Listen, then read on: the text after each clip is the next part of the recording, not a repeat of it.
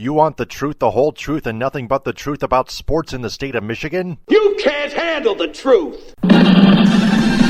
Well, we're giving you the Michigan Sports Truth Podcast on Stables Media, the show that provides research and statistics about all the Detroit and Michigan sports teams, whether fans like it or not, and detects, exposes, and reveals actual and hidden facts and truth that the mainstream media doesn't want you to know. No junk, no entertainment, no homerism, no slappiness, no coddling, no pop culture, no conspiracy theories, no opinions, no shilling, and no fluff. Head over to our website, the Michigan Sports Truth Podcast.com. Follow us on Twitter, Periscope, and Instagram at Michigan_Truth, and like and share our verified Facebook page, the Michigan Sports Truth Podcast. Also listen to us on Spreaker, CastBox, iHeartRadio, Google Podcast, Apple Podcast via iTunes, and Spotify, and like Stables Media on Facebook.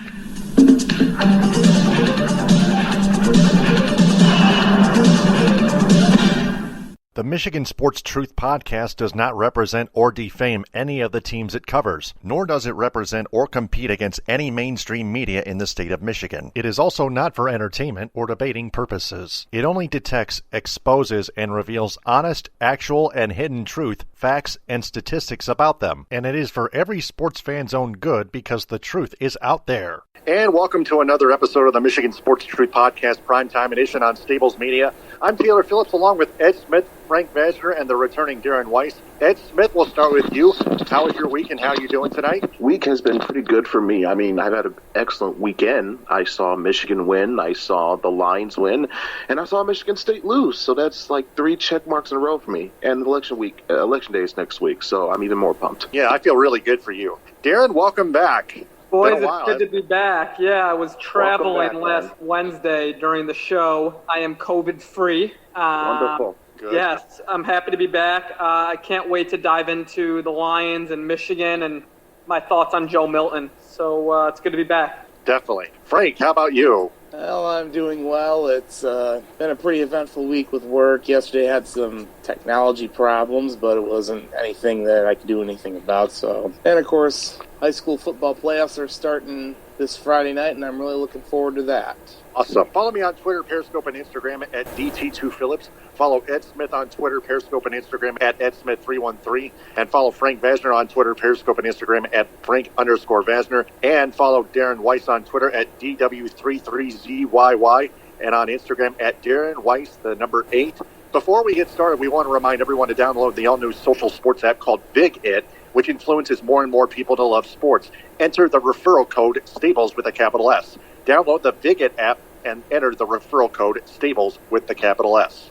Got lots to talk about. We'll start with the Lions first. They beat the Atlanta Falcons in dramatic fashion, 23-22. The Falcons, yes, choked, but the Lions earned it. Matthew Stafford, 340 passing yards and just a one game-tying touchdown throw to T.J. Hawkinson as time expired before Prater's game-winning extra point from 48 yards out. The drive was 75 yards and lasted 64 seconds. Both offenses weren't able to execute too many of their other drives, and the defensive front for the Lions, again, could not stop the run. Todd Gurley was dangerous. He just barely scored that go-ahead touchdown for the Falcons. But 3-3, all that being said, is only false hope for the Lions as they get ready for the Colts here. And they also acquired defensive end Everson Griffin from the Dallas Cowboys for a 2021 sixth-round draft pick. We're going to go over to Ed and then Darren and then Frank first.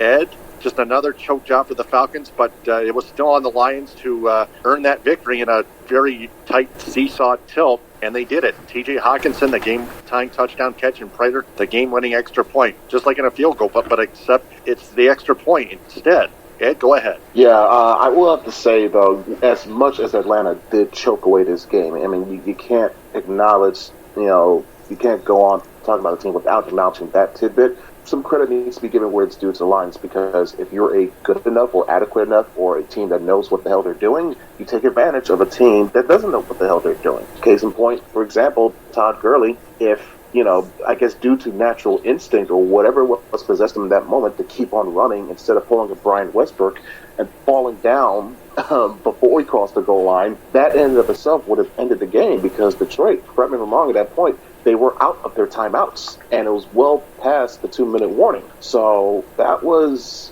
essentially the game right there decided by measure of inches. Because as we all know, and as the Falcons painfully found out, as crazy as it sounds, you just don't leave too much time on the clock for Matthew Stafford. It's like, they used to say that a couple of years back for Aaron Rodgers when he was at his absolute best throwing Hail Marys all the place. Well, you can say that same exact sentence, but in a different sense for Matthew Stafford, because no, he doesn't need Hail Marys to get down the field. The way his clock management, I guess because he's done it so many times, he's used to it. It's like autopilot at this point. But the way that he can conduct these last-minute drives, whether it be end of half or end of the game, it's like ultimate 2-minute drill. You just got to get down the field, get down the length of the field, get some first downs, get some yards, move the chains, whether it be to set up a field goal or in this instance, the go-ahead / game-winning touchdown. Stafford has done that so many times throughout his career. I believe that was his, 30th career game-winning / come from behind drive to win it all on the last drive or last play of the game. So that was an example of, or yet another example of, in the words of Dan Miller, if you heard his excellent radio call of that final sequence, it was just another example of Matthew Stafford's magic. So that doesn't surprise me. I think looking at Stafford as a whole, this was his best game of the season by far, because I think the first few games he had come out, he put up decent numbers. He wasn't bad, he wasn't terrible, but he didn't quite look like his usual self. I don't know if it was shaking off rust or feeling some trepidation in the back of his head with those back-to-back season-ending back injuries, but he just didn't look like himself. Now, seeing what he did this past Sunday, putting up 300-plus yards, putting up, just maneuvering things and being the conductor of the offense up and down the field, and his awareness. There are multiple times where Stafford really caught the Falcons' defense off guard, especially noticing that 12-man penalty, which led to the Lions setting up, for Prater Field. I think that was the one that Prater missed. And I'll get to him in a second, but it leads to a point what I was talking about.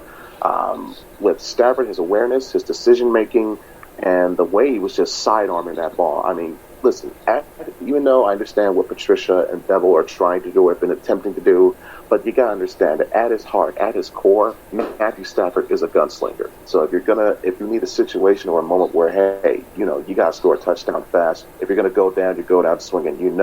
This guy is going to put the team on his back and say, you're going to win or lose on me. That's the mentality of a gunslinger. That has been his mentality his whole entire career, and that was the mentality that we saw this past Sunday. So another vintage Stafford moment, another vintage Stafford performance, and it was quite inspiring to see that, with your leader, your captain, still showcasing that to you. It really speaks to the notion of what I've been saying to you for years here, like this team will go as far as Stafford will take them. Because if you notice, the past couple of years, whenever he went down, their season went down. It's no coincidence. In terms of other aspects, I thought even though they did a good job starting out with defending the run, they definitely broke down by the end. But in a way, it worked to their benefit because, like I said, giving up the runs the way they did allowed Gurley to get that touchdown. And if he doesn't get that touchdown, Stafford doesn't get the ball back. Not to mention the fact that DeAndre Swift, on the opposite end of things, had himself another terrific game. He had himself a score and a couple good solid runs. And I think it's becoming more and more apparent that, hey, having A.J. Peterson is nice, but there's a reason you drafted DeAndre Swift with your second-round draft pick, okay? You need them to be that complement back, that lightning to the thunder that is Kerryon Johnson. You have a good, solid core of running backs. You got to use them in the right spots, but rotate them, use proper rotation as well. Now, I trust, even though, yes, Adrian Peterson got stopped a couple of times on short down yardage situations, I put that actually more so on the play calling because AD did not have enough blockers properly set up for him on that 4th and 1, where for some reason you call a fake out jet sweep to Galladay, even though you really just need an extra blocker. You could have just used that with an extra blocker in the backfield and let Peterson truck on forward for a first down, possible touchdown. So this is little minor things that Bevel and Patricia really, they still irk me with. But, you take the trade-offs as you go. But I thought the Lions did a good enough job of winning the running game battle. They established early on for themselves that allowed Stafford to get loose, get in rhythm with his offense, with his production. And like I said, the defense did a good enough job to where, if you notice, this score was not a back and forth. They really picked up with the scoring of the offense until really the last few minutes of the game. Because it was like a 14-13 score. It was like really essentially a defensive battle. Yes, some of the offensive had miscues, but it was a real strong defensive showing, I thought, from both teams. So there was that. And I think, my last two subjects that what I want to get to in terms of this game, you got to talk about trust, because you notice certain late in that game when the first time that Prater had his chance for the go-ahead field goal, he missed. He was down on himself. Well, saw what happened. The defense, I believe, they either got a turnover or 3-and-out. Either way, they stopped the Falcons. They got the ball right back. And, I think the Lions' offense, with the way they either Bevel or Patricia, the way they play called that specific drive, it was only for the sole purpose of getting in field goal range to give Prater another shot, get his confidence back up, trusting him that, listen, you've done this before for us many, many times. You can do it again. And guess what? He went out and got the go-ahead point, and then he go ahead and got the game-winning extra point. And then we again talk about trust. Let's go back to that founder drive. Even before T.J. Hawkinson caught that touchdown, people were going to be roasting him online for not getting out of bounds earlier. Because remember, he made that catch, got the first down, tried to fight for extra yards instead of getting out of bounds. That ticked off Stafford, getting flashes of what I saw a couple years back against Indianapolis. I mean, it was Ebron he was chewing out. But Hawkinson, to his credit, made up for it. Stafford found him in the end zone, and Hawk held on to that ball. I thought he, as well as Galladay, especially Kenny Galladay, the offense in general, but definitely Galladay and Hawkinson looked really solid, making plays, making catches, when Stafford putting the ball exactly where his guys need to do it, and his guys not failing him. So, you can make minor notes, but I think in terms of what this team needed, now that they've won 3 of their last 4 games, they've won 2 of those on the road, and they beat an Arizona Cardinals team. One of those wins is against an Arizona Cardinals team that, frankly, is looking like they may surprise some people in the NFC West this year. So I may be too optimistic to call it a quote-unquote turnaround, because they're only 500 here, and they haven't even gotten to the meat and potatoes of their schedule. But in terms of building up confidence and knowing what's at stake, especially if you're Patricia and or Quinn, it was a much-needed, badly win, and kudos to them for getting the job done. You do what you're supposed to do, what you're paid to do, and if a team is going to be choking up and handing you games on the silver platter, you got to go out and take it. So credit for them for doing that. Yes, lots of credit. Darren, your turn. Yeah, the Falcons outlined the Lions, and you don't see or hear that much. But, Gurley goes down, the Falcons win. And Ed brought up a good point. I think it was just instinct. I liked the Lions, their defense, it bend. There's a term, bend, don't break. And back in 2014 when we played the Cowboys, we had a defense that sort of did that. And you can sort of live with a defense that bends but does not break. And, they got pressure on the QB. And then Stafford looked great. I think it was definitely his best game of the season. He is an absolute gunslinger, and you just got to let him air it out. You got to take more shots downfield. You got to get, go 3-4 wide and open up the field and let him do what he does best. Play to your player's strengths. In terms of DeAndre Swift, he's the best back on the team. I've been an Adrian Peterson fan since he's come out of Oklahoma. But Swift has to be the feature back and the lead back, and Carry On and AP can sort of complement him. But Swift is too electric not to be on the field for first, second, and even third down plays. When he gets the ball in his hands in open field, look out. So going forward, I think the Lions are realizing that more and more. I really like the move they made today, Everson Griffith. Low risk, high reward. He's on a 1-year deal. We need some help in the pass rush a little bit, and he gets pressure on the QB. He wasn't great in Dallas, but no one was great in Dallas. He was a monster in Minnesota for years, and he punished the Lions for years. So I like the addition for a 6th-round pick.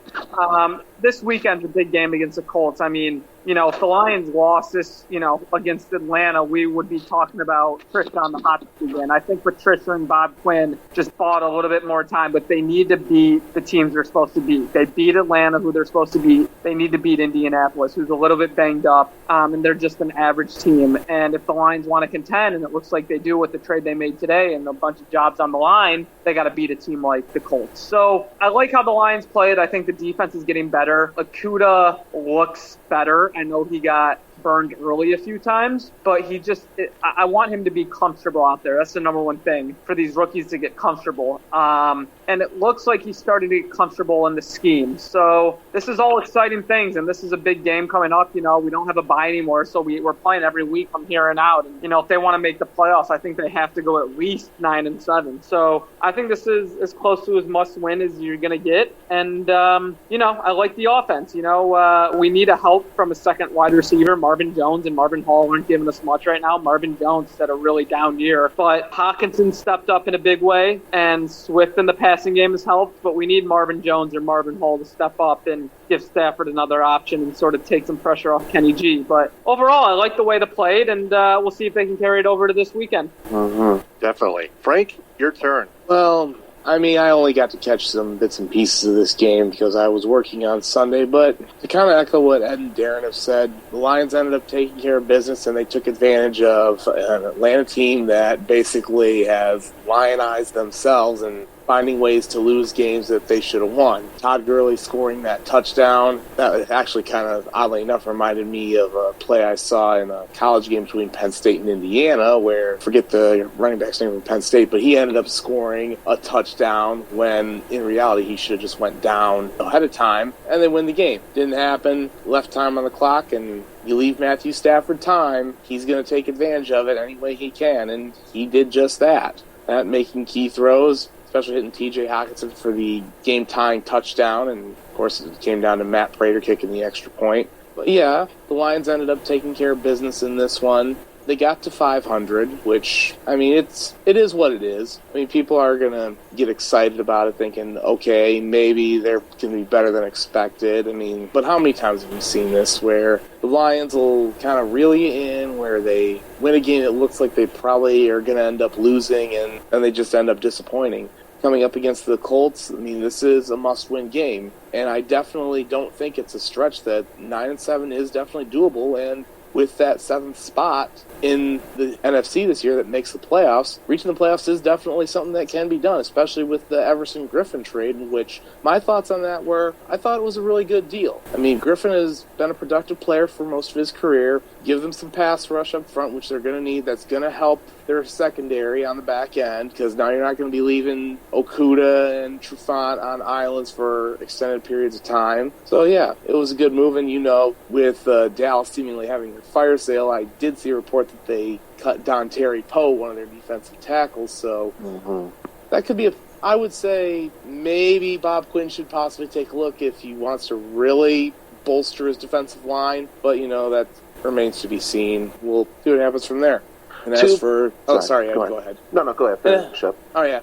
As for coming up with the game against the Colts, Indianapolis is like a 4-2 team, but I really don't think they're that good. Phillip Rivers is not as good as he used to be. Outside of T.Y. Hilton and a couple other guys, who do they really have on offense that strikes fear into you? And defensively, they've got some really nice players like Darius Leonard at linebacker and Malik Hooker at safety. But I really don't... Indy just doesn't really strike fear into you, and I think this is a game that I may have had pegged for a loss at the beginning of the season, but I definitely think this is a very winnable game for the Lions. They just got to go out, play to their strengths, and take care of business. You let Stafford be Stafford, sling the ball around, and your stable of running backs that you have with DeAndre Swift, AP, and Kerryon Johnson, you play their strengths. Rotate them in, especially utilize them in the passing game, too, because that's why they brought DeAndre Swift in the second round of the draft. He can catch out of the backfield, utilize him that way, and he's going to be a nightmare to stop. And to piggyback off of both Darren and Frank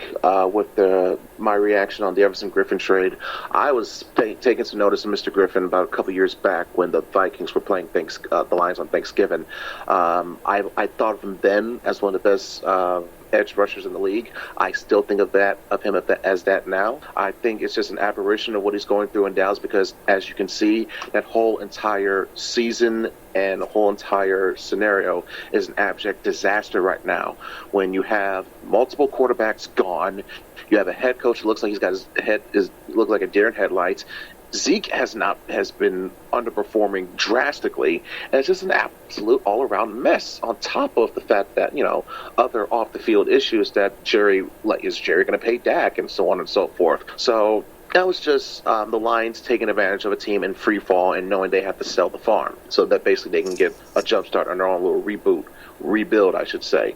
And the fact that you got him, a guy of his caliber, for a 6th-round draft pick? Are you serious? That's a steal, if you ask me. So, yeah, you have him on the upper side of Trey Flowers, or he can come in on plays where Trey can't go. To me, definitely should bolster up your defensive line because, let's be honest, that secondary has been massive disappointment this year. I don't care if Desmond Trufant has missed multiple games or not. On paper, they were supposed to be better than what they were last year. They have not been. And I think getting a DN or someone like Everson Griffin's caliber that can get more pressure on the QB, which will in turn allow better play design, more reliable zone coverages for the defense, for the secondary, not leaving them on islands, which I kind of don't mind because for Jeff, in the case of Okuda, he's got to get his experience. He's got to get his feet wet. He's got to know what it's going to be like facing the best receivers in the league week in and week out. He's already done it so far. He had it again, another go around with Julio Jones. I expect them to go through the fire once again against T.Y. Hilton this upcoming week. But having a guy like Everson Griffin on your defensive line will make, I think, life a little bit less hectic for the defense and the secondary in terms of wondering where their spots, where the position is going to be. Just play coverage, and your line with this added addition should get more help at getting at the quarterback. Now, I got to say, though, I thought they did a solid job at getting at Matt Ryan this past weekend. They tagged him down, had a couple big sacks in key moments, had a strip sack. Trey Flowers recovered the fumble. So the defense, on the defensive line, I thought, aside from falling apart against the running game, they more than made up for that with the way they attacked Matt Ryan. Now, on to Indy. Agree with everybody else here. They're 4-2 on paper, but let's be honest, Indy is just not that. I don't see them as that kind of caliber, potential threatening contender, fringe contender team. Phillip Rivers has degressed even more so than what he was at last year. I consider him a downgrade from Jacoby Brissett. And that's no disrespect against Rivers. It's just where he's at this point, at this stage of his career, of where I think his game and his level and his play is at right now. And going to that, that means I have to give the QB edge to Stafford because he's got more reliability, I feel, at this point of his career. And his what he's best at and how he can maneuver at his peak, at his optimal performance. So in terms of that, I would say, you saw how he looked in a more up-tempo rhythm, or where you just let him loose, not give him too much of the free range, but trust him enough to know that, listen, okay, get up, if you can get us up and down the field, we'll make the certain play calls where down there. But yeah, just get us up and down the field as much as you can. Don't turn the ball over. And we've seen Stafford do that time after time where, I've yet to remember off the top of my head a bad miscue or turnover that he was the primary cause of for the past number of games now. So that speaks to how, again, his awareness, how he's performing on the field, and how his coaches are trusting him. So I trust Stafford over Rivers in that department, and I think this is a game where, Frank, you mentioned about how Rivers doesn't really strike that fear in me, or it would strike that fear in you if you're on the Lions side of things. And yeah, I'll even raise you one better by saying that if there was a guy who would strike in fear in me and would have given me trepidation, I think, yeah, this could possibly be a loss, that guy's retired now. His name is Andrew Luck.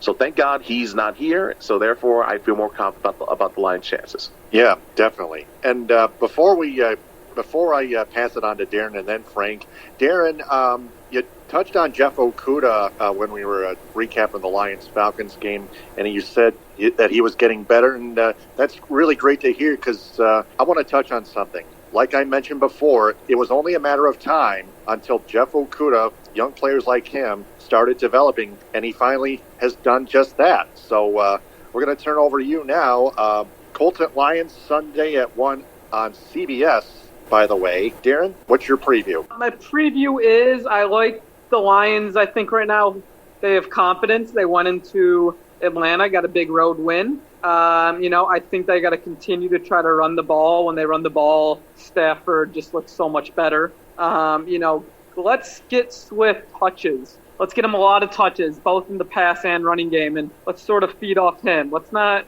feed off AP. I like AP, but let's see what happens when we give Swift increased touches. I like the Lions. I do, and I never do, and I hope they don't pain me. I hope this doesn't come back to bite me in the butt. But I'm taking Lions 27-23. All right. Ed, I forgot to ask you what your prediction was, so go ahead. Yeah, it's no problem. I think what Darren was talking about was another good key point. They have to continue their consistency with at least, if it's not gradual, at least marginal improvements with their running game. You saw the impact that DeAndre Swift is having, because I feel with his performance in his play, that's why Matthew Stafford had the game that he had on Sunday. I've always said this. You give Stafford at least a competent running game where, he doesn't have to feel so much pressure of carrying the workload offensively by himself. He's going to be even better. He's going to perform even better than what we usually see him from. And I feel this has to be mentioned. The O-line, they had some issues early in the season, and they're nowhere near perfect. But I think they at least deserve some credit for protecting Stafford the way they did on that final play, giving him the absolute room and space and time that he needed to move around, get protection, and just find his, use his awareness to step up and find Hawkinson in the end zone. That was an outstanding job done by the offensive line, and that's the same type of energy, same type of momentum that they need to keep up for this game and every game going forward. Protect your quarterback. He is your MVP, without question. Protect your star player. Protect your MVP, and he will lead you as far as he can go. And with a balanced running attack that, again, while I liked establishing the run, you can't be so predictable with the play calling. You can't go run, pass every single time that you touch the ball or get an offensive possession.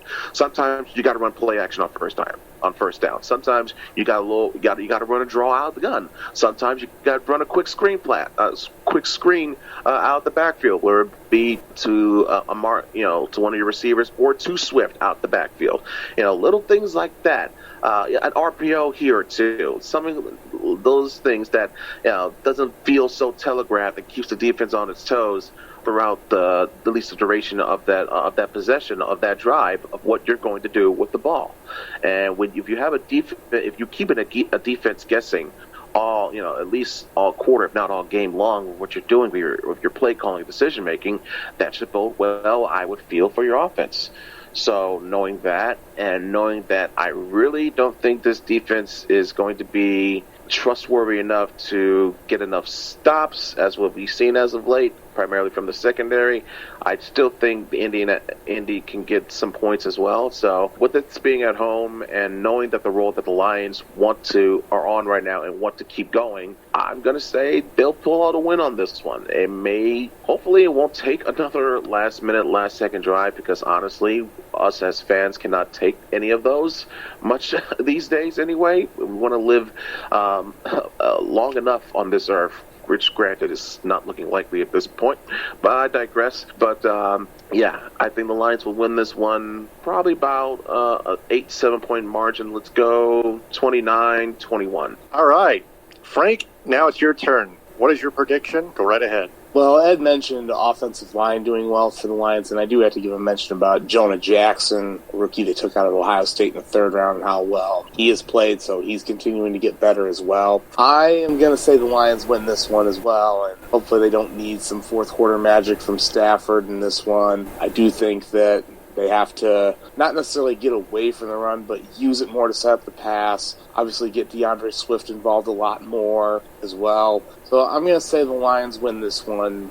27-20, and I think the defense will get a late stop to win it. All right, I'm going to go Lions 28, Colts 21. Just a wild guess on this one, just to try to range everyone else's predictions. So let's go ahead and make fun of those MSU Spartans who lost to the Rutgers Scarlet Knights 38-27, 7 turnovers, almost 8 on 2 interceptions thrown by Rocky Lombardi, almost 3. Could have been 3, but what could have been a third or second, whichever, got waved off by an offside penalty against the Rutgers defense. And then a costly Jalen Naylor lost fumble resulted in 7 more Rutgers points. That has to be embarrassing. Ed, we'll start with you, and then we'll go to Darren, and then we'll go to Frank. Though we're going to have to make this a little bit quick. Not too quick, but still got to be more descriptive. So, Ed, go ahead. Unleash hell, Ed. Oh my goodness gracious! If I could be an absolute troll and just spend my entire segment just laughing, cackling with absolute glee, the way Urinating Tree does, I would literally just do that and call it a day. But I like to be more descriptive than that. I like to give the audience a little bit more better than that, even though it would be very fun. But let's get into this absolute train wreck. Remember when we were talking about how good Michigan State's defense was? Yeah, where was that? At all. I mean, I know that, nowhere. I know that this was a granted first game under your new coach, which means you're going to undergo a new system, but it's not like that Mel Tucker came in and just purged of all of D'Antonio's staff with his staff. I mean, he still kept some leftovers on. So with that familiarity still intact, at least in some cases, some instances, you would have thought you would have seen a much better performance of that. And listen, Tucker, he came from Colorado, right? That's Big 12 country. That's Big 12 country. Actually, that's Pac-12 country. Well, Pac-12, even worse. You would think that this type of offense that Rutgers was running, you would think that at least some level or some degree, Tucker would at least have a familiarity or had his players brushed up enough. Now, I get it. This is the first game of the season. It's later than most people anticipated and expected it for obvious reasons, and I get that. But do not use that as a crutch. Do not use that as an excuse. You were at home, favored against a team that has been absolute dog doo-doo the past few years. Dog doo-doo. And you put up that performance, 38 points to Rutgers. You looked like absolute, pure, unadulterated trash on the field. You embarrassed your fans. You embarrassed your program. You embarrassed your school. Frankly, you embarrassed the whole damn conference. And Rutgers is a part of your conference. Let them have it, Ed. Let them have it. I have to, because if this were my team, you know how I'd be going in if this was my team. So imagine. Oh, God. So, okay, let me get off the defense and let's talk about the fact that apparently Rocky Lombardi and the rest of the MSU offense went to the famous Jameis Winston School of Bakery, because the turnovers that piled on, for God's sakes, you had 4 in the first half. I saw the Lombardi interception where he looked like he was staring right at the Rutgers defender. Where the hell were you throwing to, kid? Now, granted, the offense, they didn't quit. They didn't lay down and die. They made a game of it. They got it down to 8 at one point. But when you keep turning over the ball and therefore putting your defense in bad spots, they're not going to always be good enough to bail you out. And this is just one of those days where say, hey, they didn't have it. And with the offense turning the ball over the way they did, it was just a recipe for disaster. And when you sum it all up in one word, given what the school itself has been going through with the multitude of off-campus and off-field issues that in one way, shape, or led to direct Mark D'Antonio leaving and Mel Tucker being his replacement. This has to be summed up in one big giant word: setback. Because that's what it really was. It was a chance to let people know, let the naysayers and the doubters and trolls, which, granted, I'm probably a part of one of each of those specific groups, but let them know that, listen, hey, we're not just, this ain't going to be some sad sack Sparty team that you've been seeing the past couple of years. Like, no, this is going to be new and improved Sparty. Well, it looked like the same old Sparty to me. Yeah, it did. Even worse than that. Darren, your turn. Lay the hammer on the green and white. Yeah, I mean, Ed pretty much summed it up. In the past, and let's go, as long as the Rutgers have been in the Big Ten at least, you look at your schedule, if you're a Michigan fan, a State fan, a Penn State, whoever your team is, and you see Rutgers on the schedule, you automatically put a W in the schedule, yes. Even if it's 8 weeks away. That is always a win. And I think for Michigan State right now, they're turning into that team where other teams are like, that's a win. That is going to be where we can try things and where we can get some young guys in. I mean, Mel Tucker, do I want to give him – what's Darren, that, Ed? Excuse me for interrupting, but the way you just described it, oh my God, I hope I'm not triggering any Spartan fans with this. That sounds exactly like Bobby Williams / late-stage John L. Smith. Yep. Oh my goodness! Oh, And well, I do not want to put that on Mel. Here. I'm sorry, Frank, but I do not. Let the record show. I am nowhere near wishing that kind of hell for Mel Tucker. Okay, I'm pretty sure Frank has a lot to say. But go ahead, continue. Yes. I went to Michigan State, so it's very hard for me to say this. Do I want to give Mel the benefit of the doubt? Probably, but I mean, come on. I mean, Rocky Lombardi is what he is. I mean, no staff is going to change what we saw last year. You got to give Theo Day or whoever, or this Kim kid, you got to give guys reps. Is it fine to go with Lombardi because he had the experience? Sure, but he was inept. He could not move the ball. And they just looked totally lost out there. They looked like a JV team. And, I think this season's a wash. The biggest goal Michigan State has to have is having a quarterback going into next season. If it takes, 4 quarterbacks to figure that out before next season, starting a different quarterback every other game this season, that might be just what they have to do. But this season's a wash. Mel Tucker's number one objective has to be having a starting quarterback he's comfortable with going into next season. That's my take out of it. Yeah, that's just what the doctor needed, a QB carousel. Now this really is a friggin' circus. Yeah. Okay, Frank, now it's your turn. I'm pretty sure you have a lot to say, and it's not going to be good. Yeah. I mean, I needed a few days to at least not give so much of a visceral reaction to a loss to Rutgers, because otherwise it would have just been me yelling and screaming and saying so-and-so was pathetic. But I'm going to be a little bit more realistic here. Now, allow me to preface this by saying I'm not trying to sound like I'm making excuses, but I'm just stating a fact. Mel Tucker was hired in February.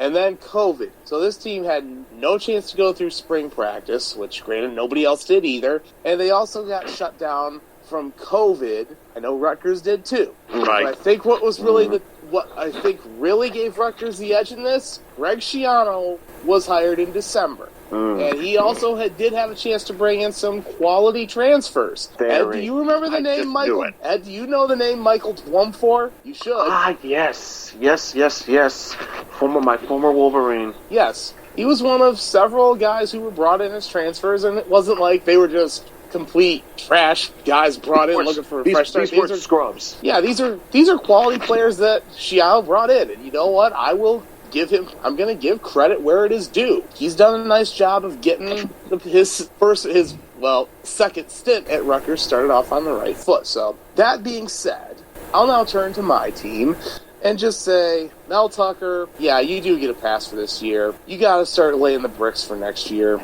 But Rocky Lombardi cannot be a part of that. We know what he is. No. He can't lead the team down the field. I mean, look, and people say, oh, well, he threw for 319 yards. Most of that came in garbage time and turning the ball over 7 times. I'm going to echo the line from The Program. I'm sure some of you are familiar with that movie with James Caan. Ball security is job security.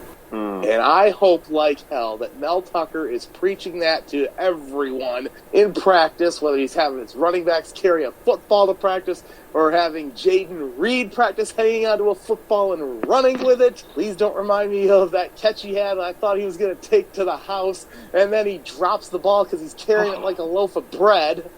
That's stuff you learn playing at the youth level, but I digress. I'm trying not to laugh, Frank. I'm sorry. And I don't care if you laugh. I don't care. If you want to laugh, go right ahead. I'm not going to take issue with it, especially since our teams will play next week. But anyways, there's stuff that's got to be fixed, and whether that is going with Noah Kim or Peyton Thorne at quarterback, Tucker needs to just give one of those guys a shot. They can't be any worse. I mean, I've heard that they're doing well in practice, and Peyton Thorne's gotten reps with the first-teamers in practice and done well. But we'll see what happens from there. Now, the positives that I will take from this. The new guys on offense. Jaden Reed, who was brought in as a transfer from Western Michigan, aside from his fumbleitis, actually looked pretty solid. 11 catches at over 100 yards, touchdown. I'll take that as a productive day.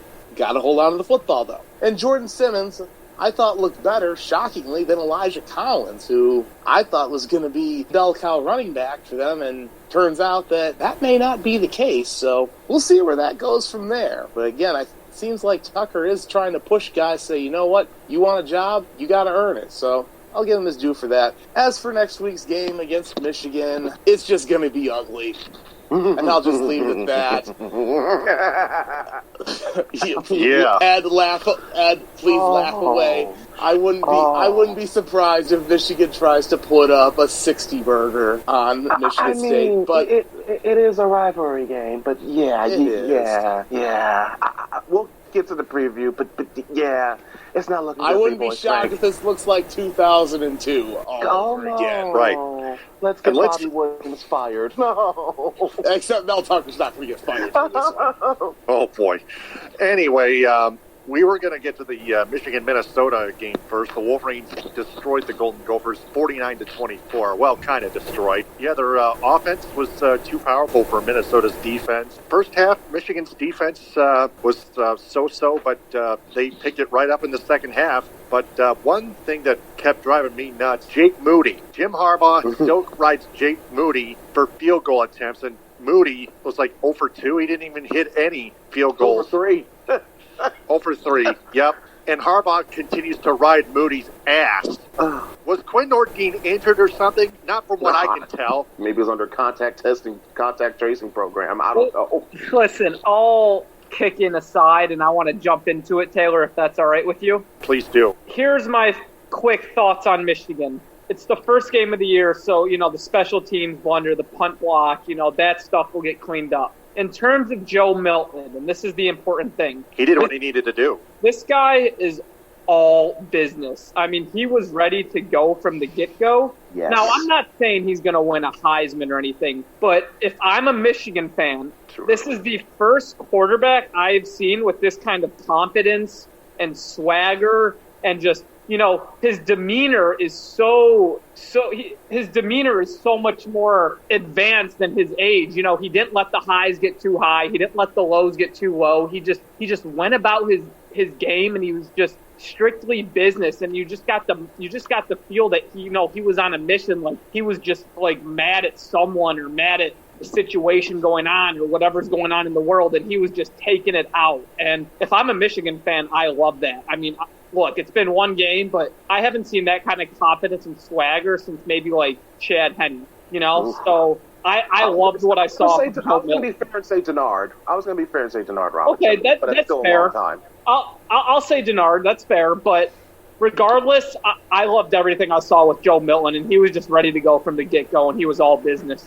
Mm-hmm. Yeah, definitely. He utilized his current weapons, including Zach Charbonnet, Hassan Haskins, Ben Mason, and even Chris Evans. He scored a touchdown. 5 rushing touchdowns total. Michael Barrett's big sack fumble against Tanner Morgan, scooped in the air by Donovan Jeter, was a highlight as well. The defense was good overall. Not great, but still good enough to seal it. Ed, take the floor. Oh, yeah. This was a game I paid high attention to, and for good reason. To piggyback on what Darren was talking about, I really liked the body language of Joe Milton. It was like, okay, let's go. It was like one laser-focused mind. Okay, let's get down to business. We're here to do a job. Let's get it done. It was nowhere near the levels of anxiety. Anybody else notice this too? Like every single time that he took the snap, or like you just didn't feel this building sense of anxiety like you would have, like, say, for instance, if Patterson was taking the pass. You know what I mean? Taking a step. You know what I mean? It's just like, okay, this is a guy who knows. Listen, he's gonna make the right play, make the right read, or if it comes down to it, throw it away, live and never down. And it's just he's gonna be consistent. He's not gonna be Jekyll and Hyde. He's not gonna be Captain Arm Punt and making bad decisions. And just he's gonna show better awareness. He's gonna show the right feel for this offense. He's gonna hand it off when he has to hand it off. He's going to be that game manager that Harbaugh likes to have in his quarterbacks. But when it's time to call his number and you set up and design those power runs, you're going to see the true X-factor force that he brings to this team. And I can't wait to see that being fully utilized. We didn't see that much. We didn't see too many design runs for him. But I think they're really saving that. They didn't want to empty out their whole bag of tricks in the opening game of this season, understandably so. So same thing that I really didn't see him take too many shots down the field. I think they're going to save that for later down the road. But we all know he's got an arm. and we know he's got legs. So we've been saying, let him be your Cam Newton, let him be your Vince Young, knowing full well that the quality defense that you have, if you step up the offensive production and you cash in on those touchdowns and you score, like you saw, 5 rushing touchdowns from different players. It was very nice to see Chris Evans get his first touchdown in 2 years as well, knowing the ups and downs he's had over the past year or so. It was very solid to see guys like Haskins, like Charbonnet, really showcase and exemplify that Michigan has always been a good steady of running backs when you think about it, that fit their system and know how to produce for them. I could go on and on and on and on of the types of backs they produce that worked so well for them, it's not even funny. But the offense as a whole, especially, I think this is more so of Harbaugh letting Gaddis do his job. Being less hands-on with the offense, let Gaddis, focus on your quarterbacks, sure, but let Gaddis do his job. That's why you brought him in. That's why you paid him that money. Let the guy do what he does best with the offenses. And already you're seeing, I feel, the massive, the improvements that you need to see. As for the defense, their pass rushing ability, still solid. Number 1, love it. Secondary concerns, yeah, I can see it. I feel this level of secondary depth compared to in past years, like the Jordan Lewises, the Delano Hills, the Blake Countesses, even the Jabril Peppers of like, it's not that quality, so that does have some concern. Hey, Ed, what's the word on Dax Hill, do you know? That I have no update at this time, so forgive me for that. But hopefully he gets back soon. And for the rest of the secondary, it's just, again, if you want to say first game, they'll work the kinks out, good. But, obviously, I'm not going to put them as one of my keys to victory in a game, in a matchup against, say, Ohio State down the road. I'll tell you that. Special teams, absolutely. This was a mixed bag on special teams. Kicking game was atrocious. Quinn Nordine had better be given an opportunity to get 3 kicks in of his own next week. I will say the block on was just a bad play. It was just like a bad start, shaking off some rust. You had the Milton sack on the opening drive, followed up by the block punt. But they shook it off. They worked that out, and really they turned it around on their end with special teams because they had a big return, I believe, by Bennett on a it was Michael Barrett. Michael Barrett, thank you very much, Frank. Michael Barrett returned on a pooch kick that really set things up, helped kick things into high gear. I thought you saw that. You saw Minnesota just having some special team snafus on their own, and Michigan took advantage of. And when you factor that all into consideration, the special teams positives compared with the negatives, and the defense creating turnovers, punishing the QB, and the offense producing the way they did, it was as complete a team win, miscues and all, that I've seen from them in quite a while. And we got to talk about this because it seems like we're talking about this every single week with Michigan in games like this since they've hired Harbaugh. The narratives, all right? People used to say, "Oh, Harbaugh, he's not doing this. He can't beat a team on the road. Can't beat him ranked. Can't beat him prime time. Big Ten. All this." Well, he did all those check boxes in one. He beat a ranked team on the road at night, prime time, in conference. Oh, by the way, with a new starting quarterback. So what's the changing narrative? Oh, ranked team, by the way. So what's going to be the changing narrative for this week? Because you're playing absolutely dog crap Michigan State team? No, keep up that same energy for when you want to make fun of him for his khakis. By the way, he's wearing blue pants this week. Okay? Ooh. So keep up that same energy when you want to mock him for his pants or for his sayings or his glasses or his quirkiness or his Harbaughisms. But keep up that same energy when his teams are actually winning games. Now, yes, there are examples where he does deserve criticism. He deserves criticism for not beating Ohio State. He deserves criticism for not winning a Big Ten title. He deserves criticism for not even getting to the Big Ten championship game. But there are times where he does deserve the right amount of praise and kudos. And I thought the job he did on Saturday, having his team focused, doing what they need to do at their best, was a prime example of, hey, this is why we hired the guy. So props to Harbaugh on that, even if no one else is going to say it. Well, I'll actually say that I will give Jim Harbaugh credit for having his team focused and coming out taking care of business. I know that you and Darren kind of echoed it too. Joe Milton, he gets sacked on his first drive. That doesn't shake him. He says, you know what? There's a lot of football left to be played. Hey, they got to go out and keep making plays, and he's done just that. And you know what? I'll give him his due for it. And also, you mentioned him letting Josh Gaddis have a little bit more control of the offense. I have said that's something that needs to happen, and it's finally happened. Now, is that going to be happening a lot more when Ohio State plays them? Mm-hmm. Only time will tell. But you know... Or Wisconsin or Penn State. Yeah. True. I can't wait. Yeah, so I would say great start for Michigan. You've got your quarterback, and we'll see where it goes from there. But you started off on the right foot. Definitely. Let's just keep that up. As far as the Michigan State-Michigan game goes, Saturday at noon on Fox. We'll just go ahead and make some predictions right now with not very much analysis necessary. Ed, we'll start with you, and then we'll go to Darren, and then Frank, and then I'll caboose it. Go ahead. Not much analysis. Michigan needs to fix up on their kicking. MSU needs to fix up on their ball protection and security. I feel MSU could probably may need to implement more up-tempo offense to keep the Michigan defense guessing, because if they're as predictable as they tend to be with their offensive play calling, Don Brown's going to eat that ass up for lunch. So, granted, I get it. Rivalry game, expect the unexpected, especially with this series. Let's not forget trouble with the snap and all that crap. But even still, I think Michigan, they get the business done. They do what they need to do, and they pummel these bastards. So let's go Michigan 45, MSU 17. Aaron, your prediction. I'll keep it simple. Is Harbaugh going to want to run up the score on these guys or not? And I think he's going to. I think it's going to be 48-10 Michigan.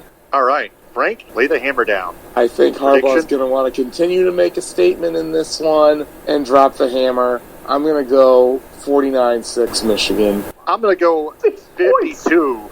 I'm going to go 52 for Michigan and 10 for Michigan State. 52-10. For MSU's case, I do hope they score a touchdown. Otherwise, I will be laughing at them next week. Just please use Quinn Nordine as your freaking kicker, Jim Harbaugh, and don't be such an idiot with Jake Moody, okay? Please. I mean, I'm not going to go out and say that Jake Moody is the second coming of Ray Finkel, but it's clear that the guy cannot hit the broadside of a barn. Am I right?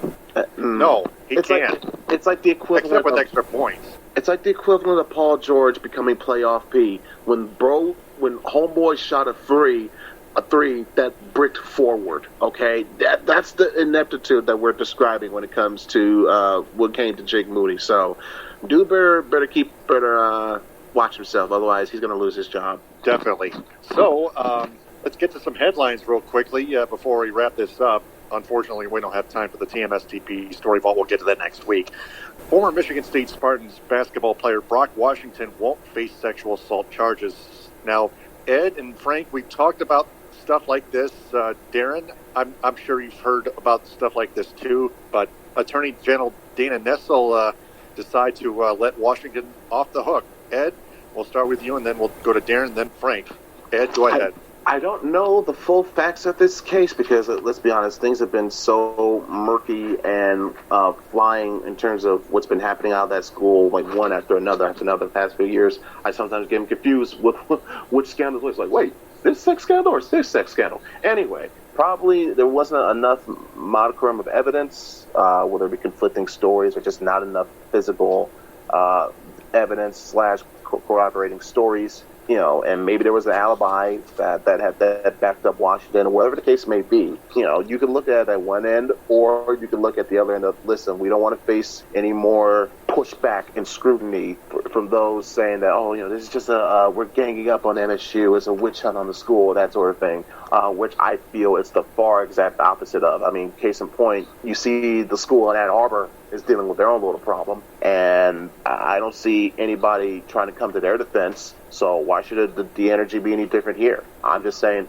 I'm just going to say that. But in terms of this case specifically, I really hope though that if that the Attorney General had good merit of dismissing this case, because if it comes out now, because things have a funny way of always leaking out and coming to light when we least expect it. If it comes out down the road that there was a lead here that was buried or just ignored, or a key piece of evidence that was ruled invalid for some inexplicable reason, or just flat out one side got it completely wrong, then yes, this decision will be open to criticism. But at this point in time, I just don't think there's enough to warrant or merit that type of criticism on its own at this point. All right. So, Darren, just a quick take, and then we'll give Frank the same thing, and then we'll move on to the other two headlines before we wrap it up with our closing statement. Darren, what say you? Again, just like Ed, I don't know the details or anything like that, but from the little thing I do know, he should absolutely not be on the basketball team, and so I'm happy that he's not. There is no second chances when it comes to this kind of behavior and these kind of allegations. I think one time and you're out, and Michigan State has to be extra careful with everything that's gone on there in the last 2 years. So those are my thoughts. I don't have many, but from the little that I do know, I'm happy he's no longer associated with the basketball program. Mm-hmm. Yeah, and I just messaged that link from ESPN's Paul Levine, and it was very late. Very sorry about this, guys. So, but really, it's just the same news, kind of. But anyway, Frank, what say you on it? Well, I guess I'm going to be the trifecta in this because I don't really know a lot of details either. I mean, the only thing I really didn't like about this was the fact that Washington's name was released before he was actually charged with the crime, which that is dereliction of duty on, I don't know if it was Paul Levine or whoever it was that reported it, but that's another topic for another time. I mean, he's not on the basketball team anymore, and look, I don't know if there was just not enough evidence or if it was just a he said, she said case, but we'll just see if there's anything that comes of it later on down the road. Yeah. All right. So the other headlines I want to get to real fast. Red Wings forward Tyler Bertuzzi gets awarded $3.5 million for 1 year with the Red Wings in his arbitration hearing. So he's going to stay in Detroit for another year, which is good news for the Red Wings and Tyler Bertuzzi. For the Tigers, pitcher Nick Ramirez elected free agency. Derek Rodriguez, a pitcher, outfielder Jorge Bonifacio, and pitcher Dario Agrizal were outrighted to Toledo. All of those following players had cleared waivers before then. And then C.J. Cron, Ivan Nova, Austin Romine, Jonathan Scope, and Jordan Zimmerman have become free agents. Cron, Nova, Romine, and Scope were each signed a one-year deal. Zimmerman's contract, 4 years, actually 5, has expired. So Zimmerman had not been good except for the first half of 2016. C.J. Cron and Austin Romine and Jonathan Scope I thought were very good. But Ivan Nova, I still hope Cron, Romine, and Scope stay. They're free agents, but they can still sign with Detroit, to be honest with you. So anyway, let's wrap it up with our closing statement. Ed, we'll go with you first, and then we'll turn it over to Darren and then Frank. Ed, what is your closing statement?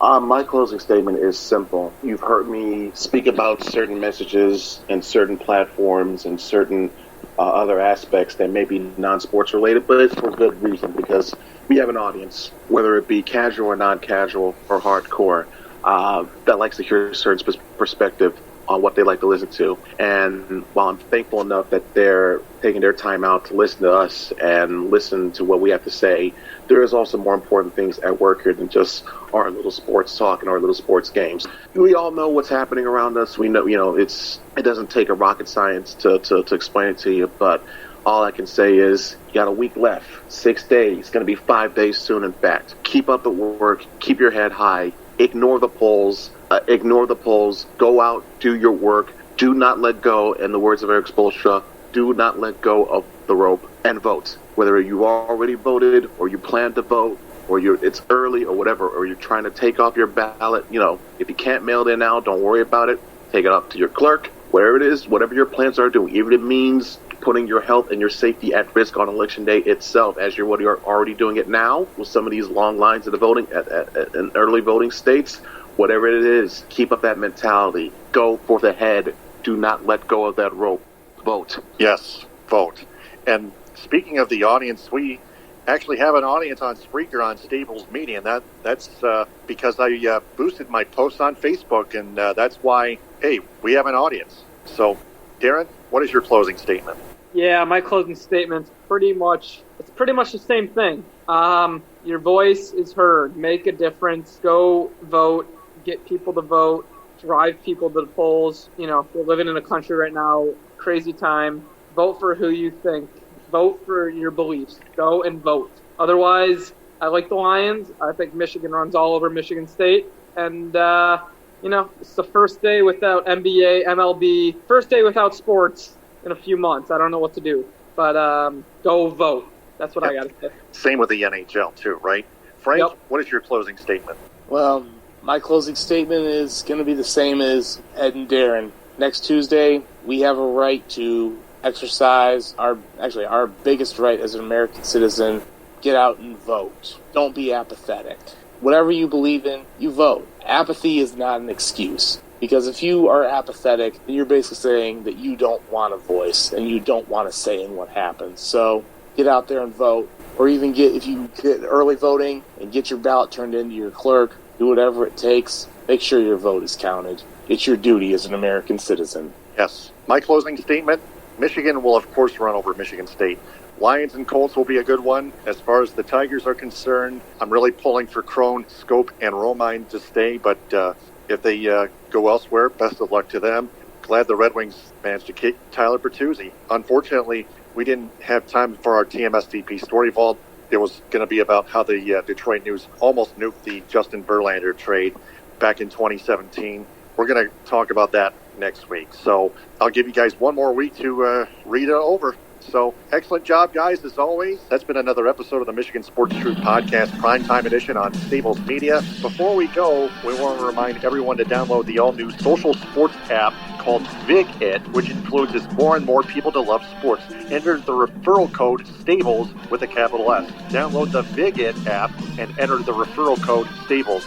We'll be back next week. For Ed Smith, Darren Weiss, and Frank Badger, this is Taylor Phillips signing off. Thanks very much for downloading, listening, and sharing. And remember, the truth is out there. TTFN. Ta-ta for now. Bon appetit. Hit them with a hind. We rest our case. Stay safe. Go vote, y'all. Vote. Later, guys. The Michigan Sports Truth Podcast does not represent or defame any of the teams it covers, nor does it represent or compete against any mainstream media in the state of Michigan. It is also not for entertainment or debating purposes. It only detects, exposes, and reveals honest, actual, and hidden truth, facts, and statistics about them. And it is for every sports fan's own good because the truth is out there.